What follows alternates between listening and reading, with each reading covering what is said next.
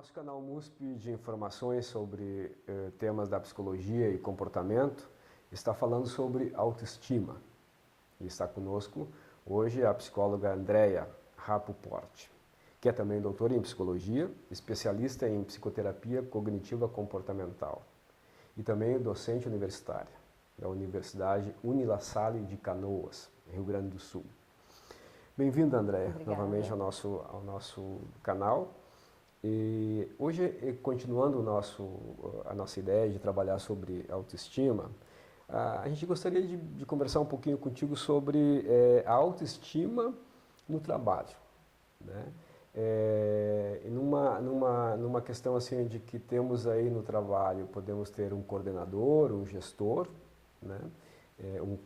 Alguém que tenha um trabalho de facilitador como gestor mesmo. E também, Andréia, a situação da pessoa colaboradora, né? Como a autoestima nessas situações pode influenciar de uma maneira positiva ou negativa? Bom, um gestor, então, vamos falar assim, com uma autoestima positiva, ele tende a conquistar um espaço de liderança, né? Ser uma pessoa, então, proativa, uma pessoa que consegue, né, aceitar os desafios, reconhecer os seus pontos fortes, os seus pontos fracos, então dá um espaço para que as outras pessoas participem, né?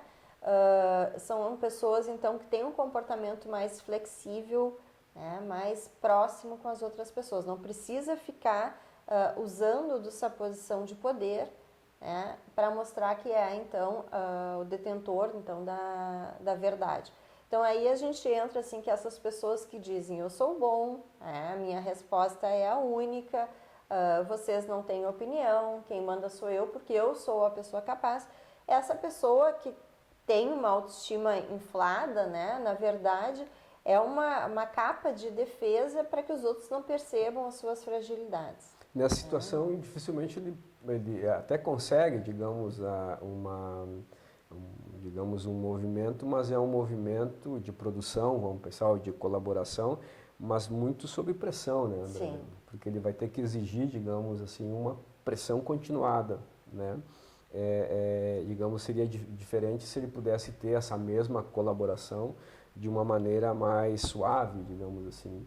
E no caso, André, assim, a pessoa que está no outro lado, ou seja, o colaborador, a pessoa que está dentro de uma ideia assim, de estar nessa relação, essa estima dela, como é que isso aparece? Ela pode ter uma estima também muito alta, mediana ou baixa também, Sim. né?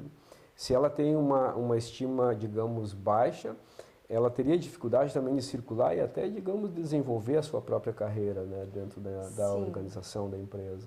Essa pessoa, então, esse colaborador com uma autoestima baixa, né, tende a ser uma pessoa mais passiva, com medo de colocar suas ideias, né, que ela se submete, então, mais facilmente a essas chefias mais autoritárias. São pessoas negativistas, são pessoas que às vezes aceitam fazer todas as tarefas pelos outros, com medo de que se eu não fizer tudo, se eu disser algum não, as pessoas não vão gostar mais de mim, né? E são pessoas que muitas vezes se acomodam, acreditam que chegaram a um patamar que é o seu máximo e não vão ter condições de superar isso.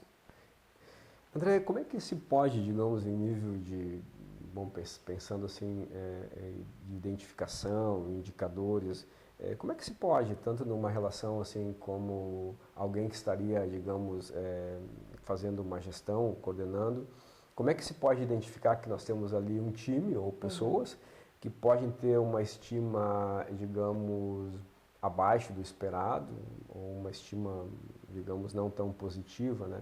Que indicadores dá aí? O que se pode encontrar aí? É na produtividade? É no relacionamento? Sim, muitas vezes na produtividade, ou seja, ela pode até fazer quantidade, mas a gente vê que ela não, em termos de qualidade, por exemplo, ela não manifesta suas ideias, então é uma pessoa que acaba se acomodando, que acaba fazendo sempre as mesmas coisas, uma pessoa que se fecha nos relacionamentos, né? Uma pessoa que às vezes tem dificuldade de escutar críticas, né? Então, quando a gente vai dar um feedback para ajudar essa pessoa, ela pode escutar aquilo como se, não, tu és uma pessoa incapaz.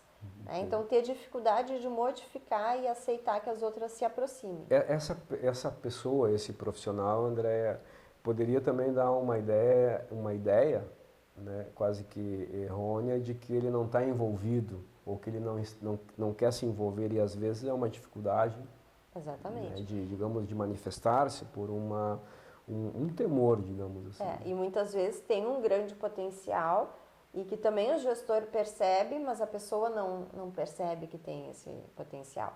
E uma coisa interessante é para algumas pessoas ser promovido pode ser uma coisa ruim, né?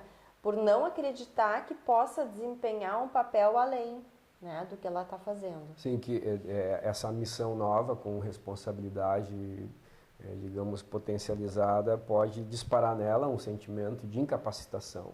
Exatamente. Isso é sofrimento, né, André? Sim, muitas vezes pode ser um medo paralisante, né?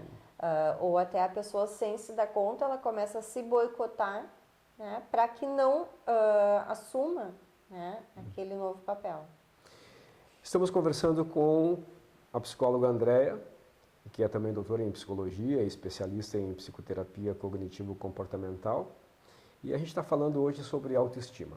Andréia, a gente volta no segundo bloco, no terceiro bloco, falando então sobre autoestima e nas relações. A gente volta daqui a pouquinho então.